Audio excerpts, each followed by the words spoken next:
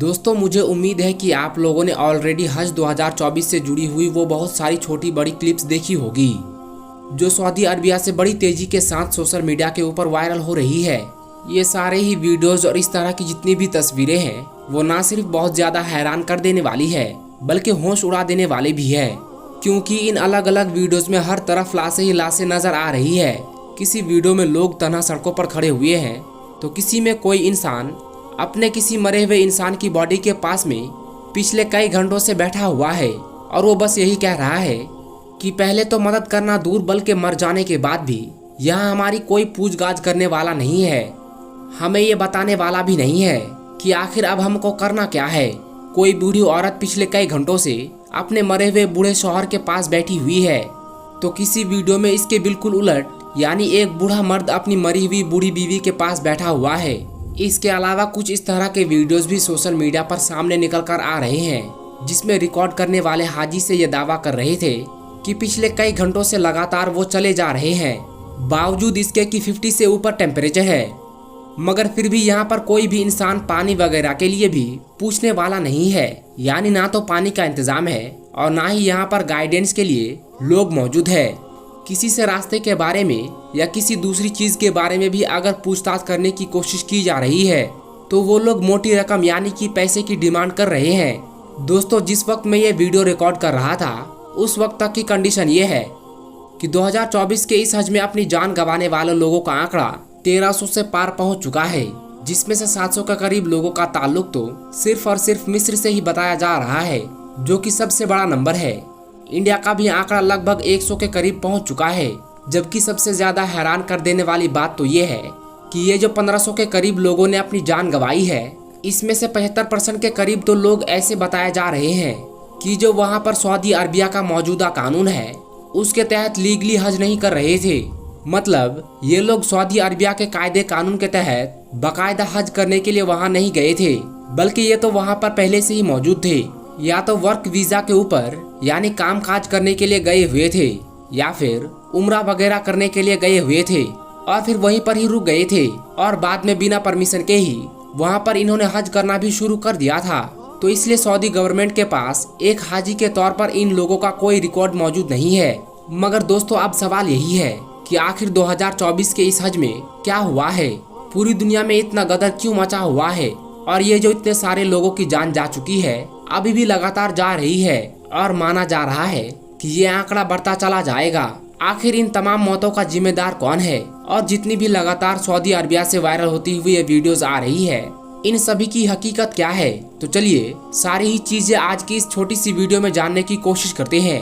दोस्तों सबसे पहले तो आप लोग ये जानते चलिए कि जब भी हज के दौरान मक्का मदीना जैसे शहरों में किसी भी इंसान की मौत होती है तो फिर उसकी बॉडी को उसके इलाके यानी कि देश में नहीं भिजवाया जाता बल्कि वहीं पर ही दफना दिया जाता है। ये हमेशा से ही चला आ रहा ना सिर्फ एक दस्तूर है बल्कि सऊदी अरबिया का एक कानून भी है। यानी अगर आप चाहेंगे भी कि आप किसी अपने की बॉडी को अपने इलाके में अपने देश में मंगा सके तब भी नहीं मंगा सकेंगे। और वैसे भी मुझे लगता है कि शायद ही कोई मुसलमान ये चाहेगा कि उसकी बॉडी को वहाँ से कहीं और ले जाया जाए, क्योंकि वहाँ पर दफन होना या फिर वहाँ पर मरना तो खुद उसी के लिए ही एक खुशकिस्मती की बात है। अब जहाँ तक मामला 2024 के इस हज में इतने सारे लोगों की मौतें हो जाने का है तो आपको बताता चलूं कि अगर आप लोग इतिहास में नजर डालेंगे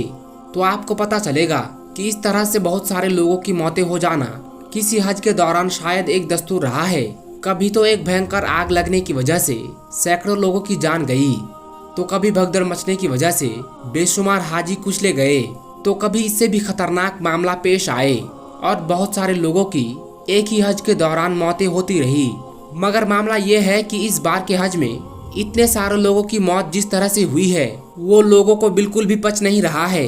क्योंकि इन सारी मौतों के पीछे जो वजह निकलकर सामने आ रही है, जो रीजंस बताए जा रहे हैं वो सारे ऐसे हैं जिनको शायद आसानी के साथ मैनेज किया जा सकता था और उनमें से ज्यादा लोगों की जानें बचाई जा सकती थी।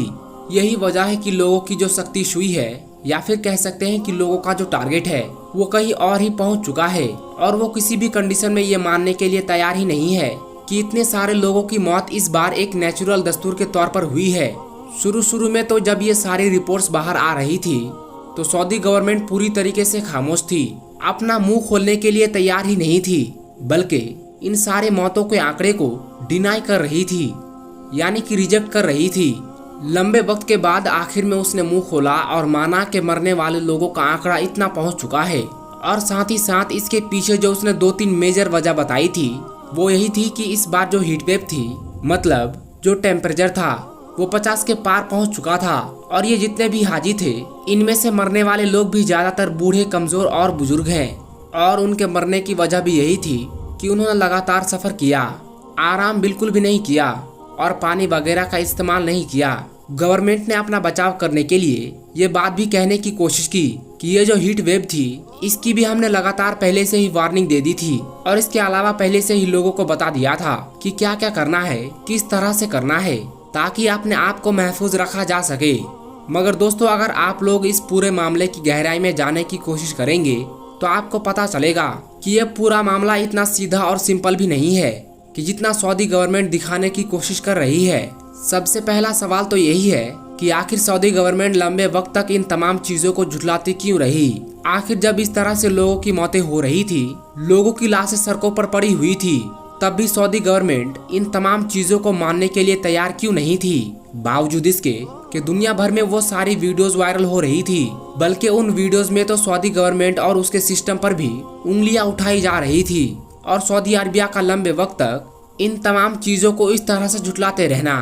और फिर बाद में मान भी लेना, ये जाहिर है उसको खुद ब खुद शक के घेरे में खड़ा करता है। वर्थ नोटिसिंग बात तो यह है कि एक इजिप्शियन मिस्र का लॉयर जिसका नाम इस्लाम उसामा सूरी बताया जा रहा है, इसको सऊदी अरबिया की गवर्नमेंट की तरफ से अरेस्ट कर लिया गया है। और ये वही इंसान था जिसने बिल्कुल शुरुआती वक्त में उन सड़कों वगैरह की वीडियो बनाकर पोस्ट की थी कि जिसमें लाशें वगैरह नजर आ रही थी और लोग परेशान नजर आ रहे थे। और जिन वीडियोस के वायरल होने की वजह से ही बाद में दुनिया में हंगामा खड़ा हुआ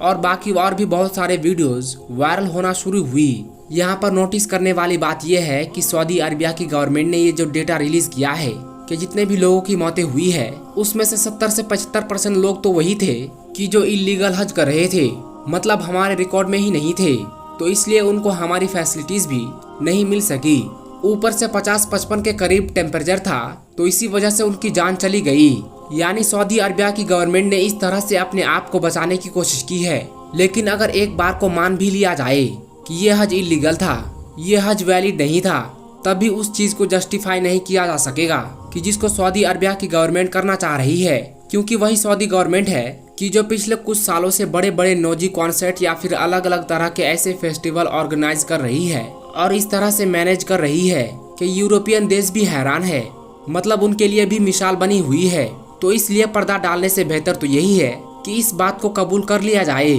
कि सच्चाई यही थी कि वहाँ पर ना तो गर्मी से बचने का कोई खास इंतजाम था और ना ही ट्रांसपोर्ट की कोई अच्छी सुविधा थी और ना ही हेल्थ केयर वगैरह से जुड़ी हुई चीजें मौजूद थी। और इसका सबसे बड़ा सबूत ये भी है कि जो लगातार वीडियोस आ रहे थे और वीडियोस के अंदर जो लोग अपनी अपनी शिकायतें कर रहे थे, जाहिर है वो लोग तो इलीगल हज नहीं कर रहे थे, बल्कि वो तो अपनी पूरी जिंदगी की जमा पूंजी लगाकर वहाँ पर हज करने के लिए गए थे। किसी ने अपनी जमीन बेची होगी तो किसी ने पूरी जिंदगी ही एक एक पाई जोड़कर इस बड़ी रकम का इंतजाम किया होगा, जिसके जरिए वो आज के दिन यहाँ तक पहुँच सके। इसके अलावा दोस्तों, जैसा कि हम जानते हैं कि इस्लाम में इक्वलिटी यानी कि बराबरी की मिसालें दी जाती है। आमतौर पर यह कहा जाता है कि जिस तरीके का बराबरी का कॉन्सेप्ट इस्लाम में है, ऐसा दुनिया की दूसरी किसी सोसाइटी में नजर नहीं आता है। स्पेशली जो हज होता है उसको इसका सिंबल माना जाता है, जहाँ पर दुनिया के अलग अलग इलाकों और अलग अलग तबके से आने वाले लाखों लोग एक साथ खड़े होकर एक तरह के कपड़ों में खुदा की इबादत करते हैं। अब चाहे वो अमीर हो या गरीब, गोरा हो या काला, बदमाश हो या फकीर, या फिर अरबी हो या गैर अरबी, कोई भी हो, सारे के सारे लोग खुदा के सामने बराबर हो जाते हैं। मगर दोस्तों, इस बार जब इतने सारे लोगों की मौतें हुई, दुनिया में इतना सारा हंगामा मचा, तो एक नई चीज और भी सामने निकल कर आई, जिससे ये पता चला कि सऊदी अरब में तो हज जैसी इबादत के लिए भी वीआईपी सिस्टम कायम हो चुका है। यानी ऐसे बहुत सारे लोग जो वीआईपी जिंदगी के आदी होंगे, वो सऊदी हुकूमत को मोटी रकम दे रहे हैं, जिसके बदले में उनको दूसरे लोगों से काफी अलग ट्रीट किया जा रहा है। अब सऊदी हुकूमत तो जो कर रही है वो तो कर ही रही है, मगर सोचने वाली बात यह है कि ये जो लोग हैं जो वीआईपी ट्रीटमेंट हज के दौरान भी ले रहे हैं, आखिर इनके दिमागों में चल क्या रहा है? क्या इनको नहीं पता कि इबादत तो नाम ही दुश्वारी का होता है? अगर बाकी सारे हाजी लोग खुले मैदान में टेंटों में रह रहे हैं और आप उस वक्त 4 स्टार या 5 स्टार होटल में एसी के कमरे में अपनी रात गुजार रहे हैं, तो आखिर आप अपने खुद के दिमाग को भी सेटिस्फाई कैसे कर पा रहे होंगे? कुछ तस्वीरें आई जो दिखा रही थी कि मीना के मकाम पर बाकी लोगों से इन वीआईपी लोगों को किस तरीके का अलग ट्रीटमेंट मिल रहा है, जबकि कुछ ऐसे नज़ारे भी आए जो दिखा रहे थे कि वो जगह जहाँ पर हाजी लोग कंकड़ी वगैरह मारने के लिए जाते हैं, यानी शैतान को पत्थर मारने के लिए, वहाँ पर भी कुछ लोग अपनी लग्जरी गाड़ी से पहुँच रहे हैं और गाड़ी के अंदर बैठकर ही पत्थर मार रहे हैं, जबकि बाकी सारे हाजी लोग दस्तूर के मुताबिक लगभग 7 किलोमीटर का एक लंबा पैदल सफर करने के बाद इस जगह तक पहुंचते हैं। अगर इन चंद लोगों को इस तरह की सहूलतें मिल सकती है, इस तरह की परमिशन मिल सकती है, तो जाहिर है वो सऊदी अरबिया, जो पूरी दुनिया में आजकल अपने तेल की दौलत के लिए मशहूर है, बड़े बड़े म्यूजिक कॉन्सर्ट पर या फिर फेस्टिवल पर अरबों डॉलर लुटा रहा है, वो ज्यादा नहीं तो कम से कम बूढ़े, कमजोर और बीमार हाजियों के लिए ही सही, क्योंकि इस बार जितने भी लोगों ने जान गंवाई है वो जाहिर है बंद कमरों के अंदर तो नहीं गंवाई है, बल्कि इन्हीं लंबे रास्ते पर सफर करने के दौरान गंवाई है या फिर तपती हुई धूप की वजह से गंवाई है। फिलहाल इस पूरे मुद्दे पर आप लोगों का क्या मानना है? आप लोगों की क्या राय है? कमेंट बॉक्स में आप अपनी राय जरूर बताइए। फिलहाल मैं अपनी वीडियो को यहीं पर एंड करता हूँ। ये वीडियो आपको कैसी लगी कमेंट बॉक्स में जरूर बताना। वीडियो अगर आपको पसंद आई हो तो आप इसे लाइक करें, अपने दोस्तों में शेयर करें और इसी तरह की इन्फॉर्मेटिव वीडियोस देखने के लिए हमारे चैनल को सब्सक्राइब जरूर करें।